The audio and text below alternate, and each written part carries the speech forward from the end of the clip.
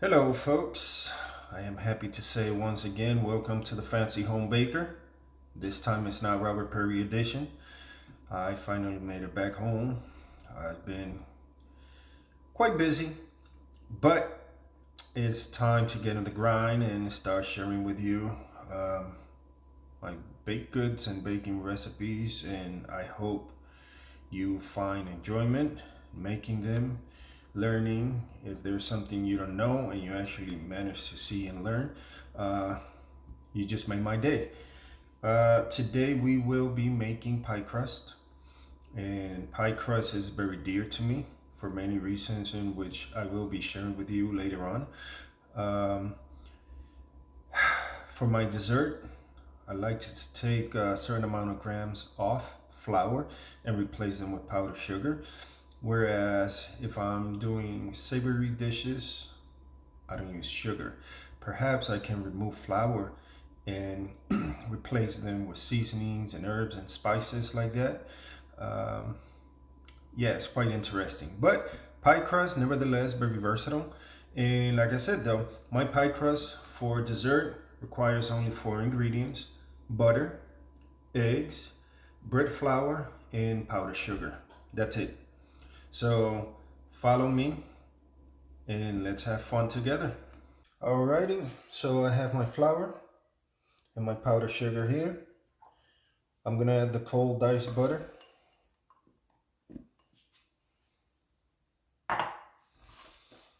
And just gonna rub it in.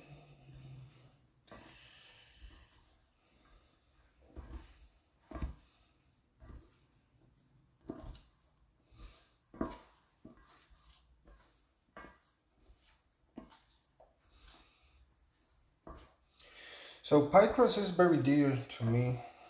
Reason being, I wasn't into baking, and one day I was in Oklahoma and I wanted to eat a French apple pie. I had no knowledge whatsoever.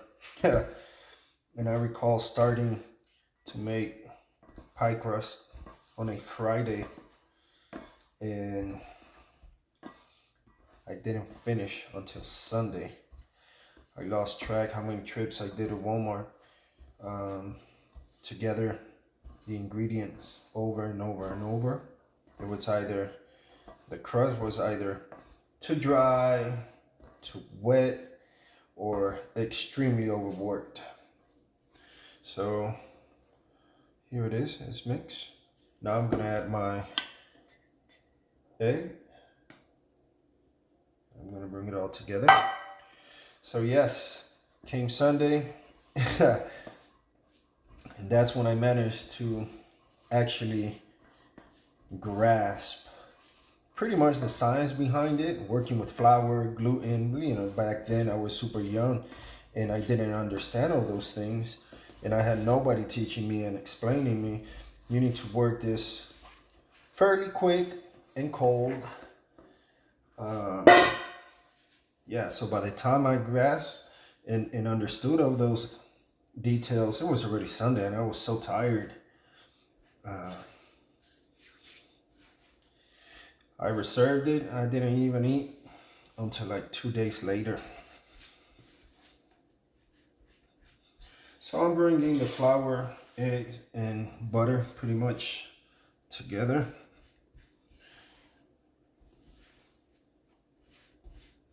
Let's see.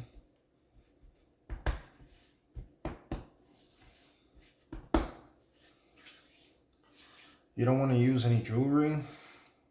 All this, you can clean it up with an additional flour, bench flour, right? Just go like that. That's how you clean your hands. Okay, folks, so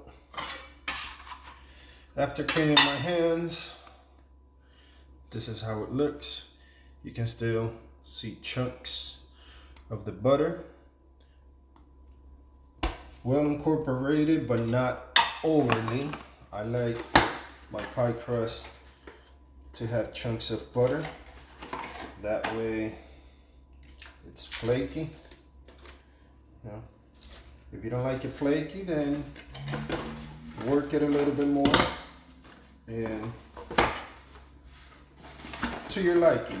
Remember, you're only doing this at home for your family, for your loved one, your husband, your wife, whomever you want to do it. Just have fun doing it. And then now I'm going to wrap it up. And after wrapping it, I am going to put on the refrigerator, let it rest for 30 minutes so the gluten can relax. And whenever I'm going to roll it out, it doesn't shrink because it's relaxed. So 30 minutes in the refrigerator and stay tuned. Okay folks, while the dough is resting, we have here parchment paper. It's what I'm going to use to place on top of my pie crust once I roll it out, and prick it with a fork. And I'm going to place this on top, and I'm going to put black beans to blind bake it though. I'm going to show you what I do with this. I usually measure it, and I cut it.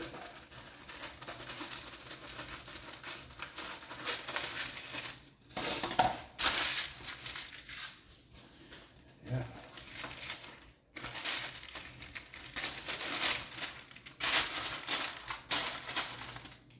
Good enough. It doesn't bother me.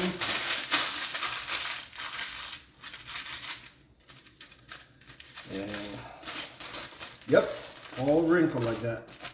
That is perfect. So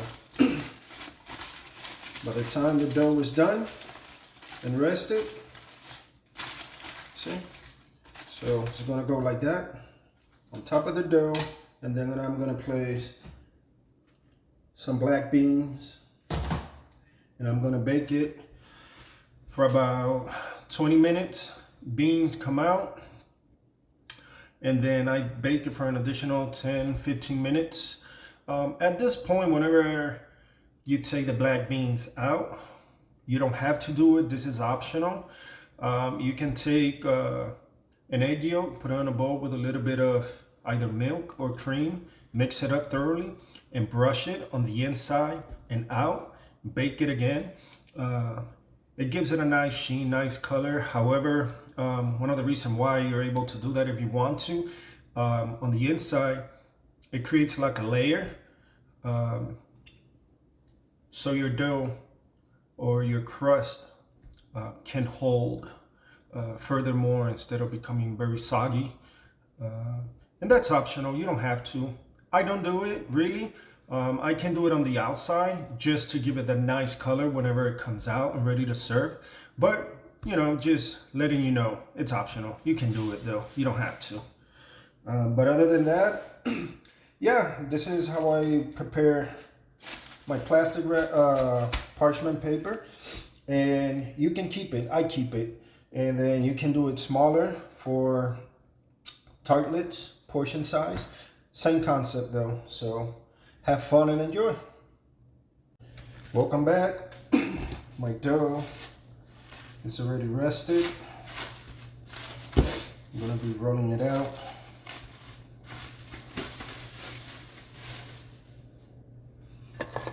Some bench flour,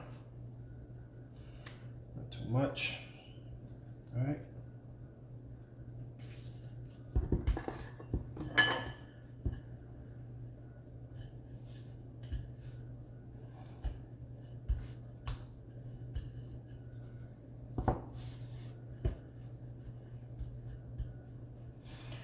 You want to apply equal pressure from the center on out.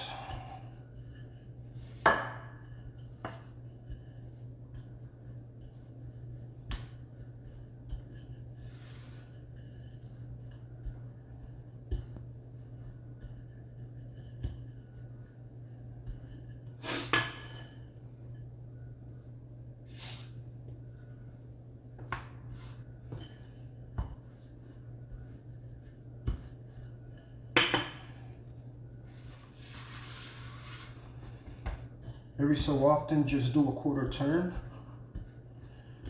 so you spread it out evenly. That's just my suggestion, you know. Everybody is different. Whatever works for you works for you. And I'll keep on saying what I do. Have fun while doing it.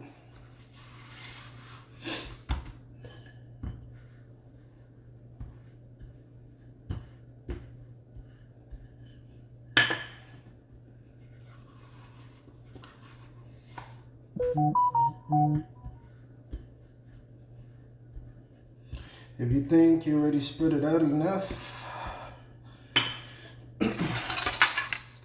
take your fluted pan. Look, that's perfect. So now I'm gonna use a rolling pin itself. Like such. I grab it, and voila. Now start tucking it in. I use the back of my finger. You can take a piece of dough, put it in plastic wrap, make a nice small ball, and you can use that as well. So if you're not as gentle with your finger, then you can use that, and it helps you. So I have it already all set up, tucked in. Right. I use the same rolling pin to roll it out and cut it. See? Everything comes out beautiful. Gently using your thumb. Right. Make sure it's nice and tucked in, especially around the edges on the bottom of the pan. And then with a fork, just go like that. And this is going to prevent it from bubbling and inflating. That's why you put the parchment paper like such, the beans on top, and then you bake it. But this is how it looks, right? Now I'm gonna put it on the fridge and I'm gonna let it rest for about 20-25 minutes before I bake it. And then that's when, once it's rested and chill, I'm gonna take it out. This on top, the bean, into the oven it goes. So have fun. I will show you when the time comes, okay? All right, folks, welcome back. My crust is rested, and I already placed the parchment paper and covered that up with black beans like I previously mentioned. I'm gonna put this in the oven at 350 and bake it for about 25 minutes. I'm gonna take the beans out and bake it for an additional 10-15 minutes. At that point, I'm going to assess the crust, and if it needs an additional time, then I will adjust that timing and give it a few more extra minutes in the oven. I like it a nice golden brown. Some people like it lighter, some people like it darker, so it's totally up to you, you know. Reassess, touch it, you know, if it feels dry, good enough for you, then take it out and fill it with whatever your filling of your choosing is though. Have fun and enjoy it. Welcome back, folks. 25 minutes already went by. Still hot, so whenever you do this, please be careful. Be careful.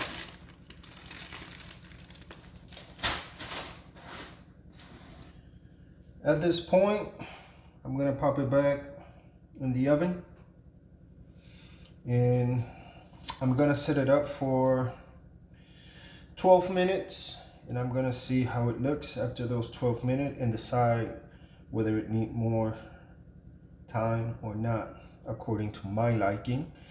Your likings might be different than mine, so I'm gonna start off with 12 minutes. Hey, welcome back. Look, so this is how it looks. You know, It's nice and crumbly, and I can tell already by touching it. I've been doing it for a while, so obviously I know. You can see the edges slightly darker, but it's not bad. It's not burning, it's not bad. I just enjoy it, you know. It cooks from the outside in. And at this stage, you can add your, I don't know, compotes. You can add pastry cream, fruits, what have you. Have fun, enjoy, use your imagination, and surprise your family. Simple as that, you know. So that's my pie crust.